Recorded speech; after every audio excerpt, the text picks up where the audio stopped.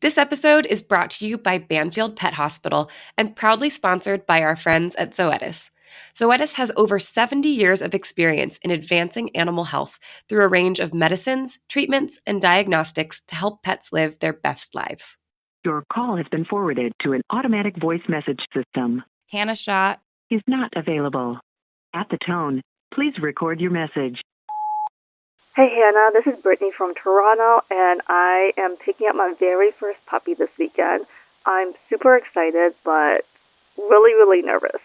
There is just so much information out there, and I just don't really want to mess anything up. So, what are the most important things I should be doing in the first few weeks of me having my puppy, and where do I even start? People call me the kitten lady, but the truth is I also care for a lot of puppies. My husband and I have fostered dozens of neonatal puppies, from pugs to pitties, and it is so much fun to watch them grow from newborns and eventually find their adoptive families. But what is it actually like for those adoptive families who bring them home? How do you bring a new puppy into your home and make it a successful transition for everyone? That is the subject of today's episode, Puppy 101. And if you just brought home your new friend, this is the crash course that you have been waiting for. From the first vet visit to nutrition, vaccines, and red flags to watch out for, consider this your puppy care syllabus. Today, I'm joined by Dr. Jennica McGuire. She's a veterinarian and chief of staff at Banfield Pet Hospital. Based in Brentwood, Tennessee, Dr. Jennica brings nearly a decade of hands-on experience and is passionate about preventive care, mentorship, and supporting both pets and people throughout every stage of life. Dr. Jennica, welcome to the show. Thank you. I'm excited to be here. Glad to be joining you. So today we are talking about puppies, and I wanted to start by asking, was there a first puppy in your life? Yeah, so the one that sticks out to me is my own. Her name is Bella, and I got her my second year of college, which was funny looking back that my parents gifted me a puppy at such a young age.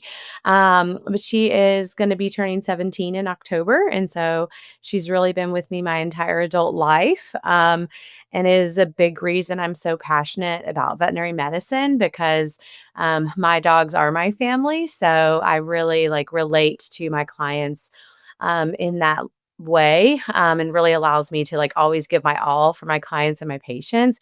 Oh, 17 years is amazing. I love that. So let's start at the beginning of puppyhood. So if somebody told you, I'm going to be bringing home a new puppy in a couple of days, what would you tell them about preparing for that? What do they need to do in advance? And then how would you frame the right approach to those first 24 to 72 hours together? I'd really make sure they had what I would consider the basics. So I like for them to have a water bowl, a food bowl. You want to have a leash. I'm a big proponent of harnesses, a collar, some form of identification. I do talk a lot with my clients about kennel or crate training. So to have a crate that is big enough that they can stand up in and turn around. So I love the ones that can kind of adjust according to their size and grow with the puppy as it ages. You want to have some bedding, some toys that they can play with. I'm a big proponent of some pheromone products just to help that transition. And they'll want to get some puppy food according to, the puppy's breed and things like that and their sizing. So in that first, 2 to 3 days, really just, trying to take the time to spend with the puppy and helping, that new member of the family get used to being at home. This is a new place for them, so it can be a little bit overwhelming. But, trying to encourage the owners doing at a time in their schedule when they can spend a lot of time there, to make that transition as easy as possible, really for everybody. Yeah, I totally agree with that. I foster puppies sometimes, and I always recommend, if you have the weekend off, come pick them up on Friday so that you get maximum time just together during those first days. What should a puppy's daily routine actually look like in the beginning, and how can people start to establish a good routine that is going to carry through the rest of their life? Well, I think what you said is like imperative routine, right? Like we want to set something up that the puppy finds approachable and that we can do every day. So, um, what I really like to do with puppies is, right when I wake up in the morning, take the puppy out, and that they get used to that. And then they're offered food first thing in the morning. And then right after they eat, they go outside again, right? So that we get in that routine of potty training. I love for my, clients to be able to offer like frequent meals. For a puppy, ideally 3 times a day is going to be great. That doesn't work for everyone's schedule. So at least twice a day is ideal. And then we want to build in some time for play, some time for some socialization, maybe some outdoor walks and activity, but really trying to stick to a similar cadence every day, even on the weekends and things like that when we're off. I think will help that training and help them get settled in. Hmm. Now, puppies can obviously come from a lot of different backgrounds in terms of what vet care they've received. Maybe they come from a shelter or rescue that has already given them a couple vaccines or deworming, or maybe they have had no vet care at all.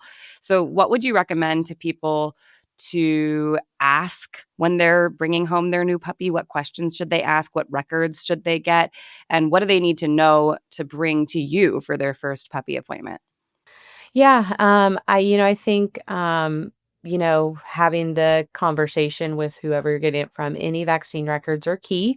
I like to know whether they were given at a veterinarian hospital or given by like the breeder, for example, because it does mean something different to me. I like to know the age that they had those vaccines at, and if they've been seen by a veterinarian, like what did that first medical exam look like? Were there any you know, abnormalities that we like need to follow up on. I also like to know like nutrition wise, like what we've been on, and if they've been growing up like quote unquote normally. Is there anything like we need to follow up with at that first visit that we need to track as they grow into adulthood? Yeah. And, even if they have seen a vet before, I always tell every adopter you need to establish care with your new veterinarian. Can you talk about why do they still need to come in for a new puppy appointment and what can they expect to happen at that appointment? For me as a doctor, when I can see that puppy straight out of the gate, I'm a better doctor. I'm able to provide better care, more consistent care.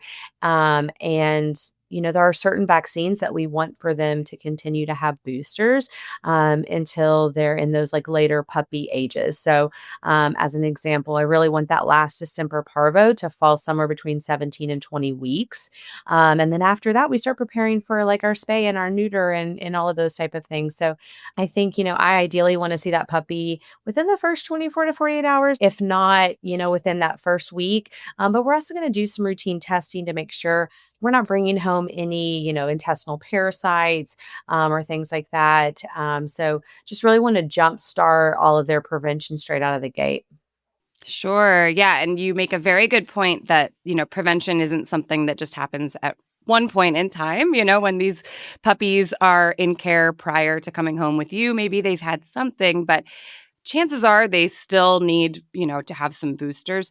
Can you talk about that kind of preventive care schedule? What does that look like? Yeah. So usually, as I spoke, like the distemper parvo vaccine, we'll booster that. I usually start at around 8 to 10 weeks, depending on when I first see the puppy. We'll booster that every 3 to 4 weeks until like I said, they're somewhere between that 17 and 20 weeks. I like to do the rabies somewhere between 14 and 16 weeks, so around 4 months.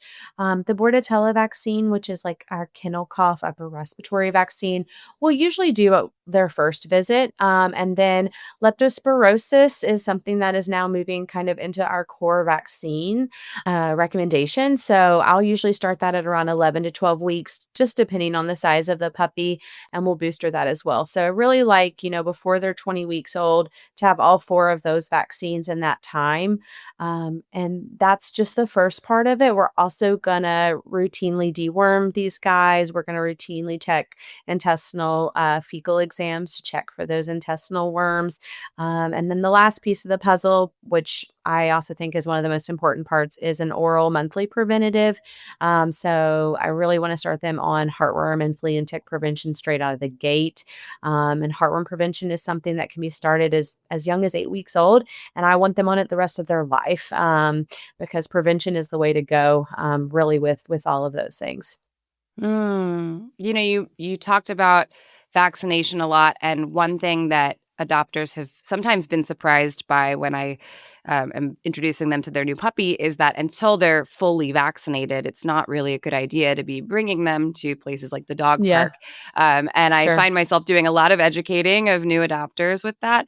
Can you talk about that? Like, why can't a person bring an 8-week-old puppy to the dog park? I think that there's just a lot of scary diseases out there that puppies can get. They're going to be more immunocompromised. And so they're not going to, when they don't have that full vaccine series in them yet, and they don't have mom's maternal antibodies fully protecting them at that point, it's, always going to be best that, I call it no new friends. So we're not making any new friends during that time period. But for me, like distemper virus and parvovirus are, not just something that can make them ill and not feel good for a short amount of time. It's something that they can unfortunately pass away from. And so I think that there's other ways to socialize without going to dog parks and, these large areas where we're unsure of everyone's vaccine schedule and records. But we want to just err on the side of caution until they're fully vaccinated. And then they can make all the new friends they want. Yeah, I really appreciate that. And I think maybe people don't realize how fragile puppies are and how fast things can go downhill. Can you talk about early signs that something might be wrong, especially subtle Yeah. signs? Are there things that Yeah. maybe would seem normal to a new puppy caregiver, but that would make you raise an eyebrow?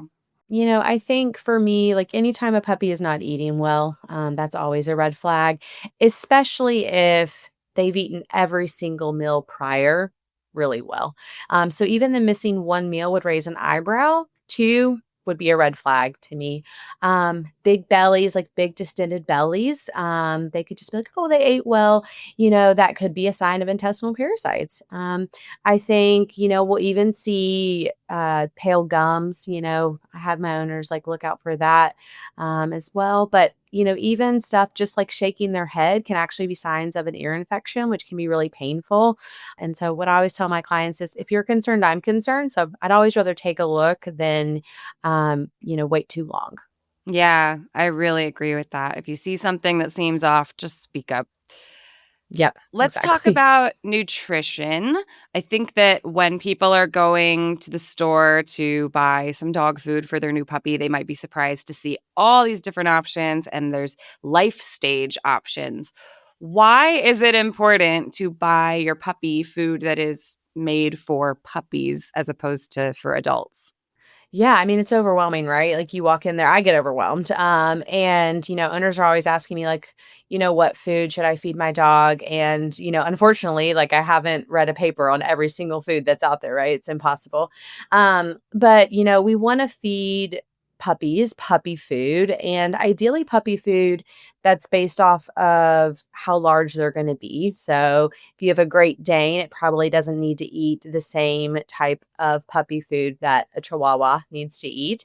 But the big thing is it's going to have different, from a puppy to adult to even like a senior food. There's going to be, different calorie counts, different fat, carb, concentrations in there, different minerals and things like that that can encourage them to grow. So like calcium and phosphorus levels are going to be different in a puppy diet versus an adult food. Really until they're, and of course it depends on the size of the dog, but until they're, 10 to 14 months old, really want them on that puppy food. But it's important to customize it based off of your kiddo as well, but puppy food all the way. I want to move on to puppy behavior. So let's talk about puppy energy. Whenever I foster puppies, I feel like I'm like, oh, yeah, I remember this. They're very chaotic. They have like constant zoomies. How do you recommend that people deal with that level of energy in a puppy? Yeah. Yeah, I always like call it running around like a nut, you know? So I think the first thing is like to signpost to my clients, like that's normal. So like, you know, in some ways that's what we want. It means they're probably healthy, as long as they're doing everything else. But I think, you know, they're going to run around like a nut and then they're going to like take one heck of a snooze. Right. So I think the important thing, is, you know, to make sure that they're getting, you know, their full meals, to make sure that we're carving out specific time to play with a puppy, to mentally stimulate them. I think exercise is really important during this time as well. So just because we can't go to the dog park doesn't mean we can't take a walk down the block that's, you know, mainly on, you know, the sidewalk, as long as it's, you know, not too warm outside, as an example. But I think making time to spend with them so that they're not just running around like a crazy pants, but they're, you know, we're also taking some focused time to teach them some tricks to, you know, get their noggin going, I think can really be helpful. And then we can teach them the things we want them to learn in the long run anyways. Yeah, I'm glad that you said the energy is normal because I actually think sometimes people might not realize that that's a positive thing. I always tell people puppies have two modes. They're on or they're off. And when they're off, they're like snoring. And when they're on, they're pretty wild. But let's talk about the other end of that spectrum. Like if your puppy is very sleepy, does not have a lot of energy, what could that mean? Once in a blue moon, that could certainly be a puppy's normal. But I think in general, I'd want to dig into that a little bit further. I would want to make sure that we don't have some intestinal parasites. I'd want to make sure that we don't have, you know, some other disease process, that we don't have a congenital abnormality that may have been missed. So, you know, just because that very first puppy visit, they got a clean bill of health doesn't mean that things can't change. And I think it's important to be in tune to like, what is my puppy's normal? And if we're not doing our normal thing, that should be like a ring a ding. Like I need to follow up with my vet. I need to have my puppy seen. Because again, things can change a little bit faster in puppies. And as you referenced earlier, can go downhill a little bit faster. And so that's something I'd want them to be seen about if it persists for more than like half to a full day. Yeah, I appreciate that. In both puppies and kittens, lethargy is one of my biggest red flags that I tell people like don't wait and hope that it resolves. If you see something that seems really abnormal, that's for me like a same day issue. Yep, I agree. So are there any habits that puppies start forming that people tend to overlook that you kind of think this is something you should be addressing as it's beginning? Yeah, I think for me, like the big one that stands out is this like play biting thing that, you know, every puppy does. And like, you know, then we're like playing with them with our hands and their face and things like that. And it's really cute when they're 8 weeks old and 10 weeks old and 12 weeks old. But then I think we become confused when they're still doing similar activities when they're older. And they may not always be able to read the room as to who they're doing that with. So they may be doing that with strangers. They may be doing that with young children. They may be doing it to other dogs, or cats or, you know, whatever. So I think that really trying to not to promote playing with biting in that way, and, you know, really promoting play through a different type of way, I think is really the way to go there. Yeah, there is like a certain phase when puppies just are putting their mouth on everything. I know that my husband and I have lost a lot of our shoes to puppies and Yes. RIP shoes. So sad. Now we know Yes. when we foster puppies, the shoes cannot be out. But what are they actually doing when they're having that behavior? Like, why is biting such a common thing for puppies? I mean, I think it's just a way that they like can express like their playfulness and, you know, their affinity for their owner, you know, like I want to play with you, you know, and, you know, typically when puppies grow up, they're going to do some of that with their siblings when they're really young. And so it's probably just a little bit of carryover. But I do think that it's something that, you know, we need to try to nip in the bud early if we can. But again, I never want my clients to not play with the puppies. We just need to do so in a different way. Yeah. Are there things that you would say to not do in response to those types of behaviors? Like, are there things that people do that you're like, oh, that's not really the right approach?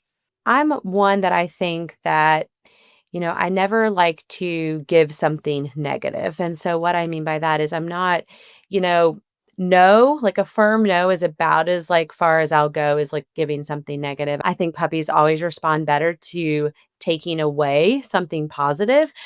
So my puppy that's, wanting to play, all they want is my attention, right? So if they're doing something that, I want to either redirect, I'll do so with like a different toy, or, I'll take away my attention. So, if we're playing in the floor and we do something that, I don't want them to do and I don't want to promote, I'll just stand up and walk away and take away that positive attention. Or I walk through the door, my puppy's jumping up on me. I'm going to turn my back or just stand there still until they sit down, and then I will address them. Mm. On the subject of biting things, can we talk about teeth? I am curious, usually with dogs and teeth, we're hearing about kind of dogs coming in for their dentals when they're a little bit older, but are there things we can do to help puppies have good dental habits? Absolutely. I definitely think that just as prevention with vaccines and heartworm prevention start when they're really young, so does dental prevention. And I actually like for, the puppies that I see during that second year of life, I do recommend them getting a dental cleaning under anesthesia so we can get a good oral exam and, get some dental x-rays, make sure everything's healthy. But when they're puppies and those teeth are growing in and everything, I think one of the things that my clients can do is just socialize our puppies to them having something around their mouth. And that is going to then transition into us being able to brush their teeth. So the best thing that my clients can do is for their pet to have a dental cleaning annually. But number two, right behind that, is them brushing their dog's teeth at home. Ideally 2 to 3 times a week. Bonus points if you do it more often than that. But I think getting them used to that, I think, is ideal.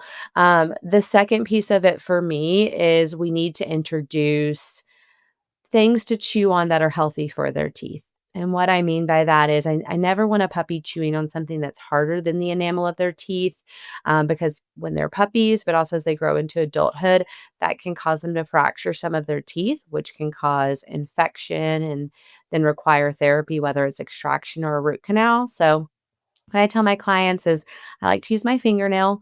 And if there is give underneath my fingernail for whatever toy I'm offering, then there'll be give underneath the enamel of the tooth. So it should be safe for them to chew on. Before we wrap up, I am just wanting to hear from you. Is there one piece of advice that you find yourself giving over and over again to people with their puppies? So I just really want my clients, and anyone that's getting a puppy to give themselves some grace.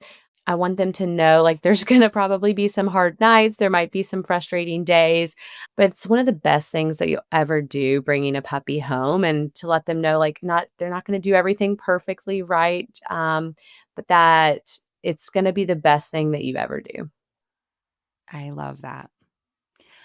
Okay, so time for a little fun. We have a segment called Off the Leash. This is your chance to share like a surprising hot take, something that is maybe an opinion you have that would make other people go, oh, really? Do you have a hot take with puppies? I do. And it's just, we don't have to give in to every single thing to our puppies. So every cry, every whine, every sad eyes doesn't always require attention.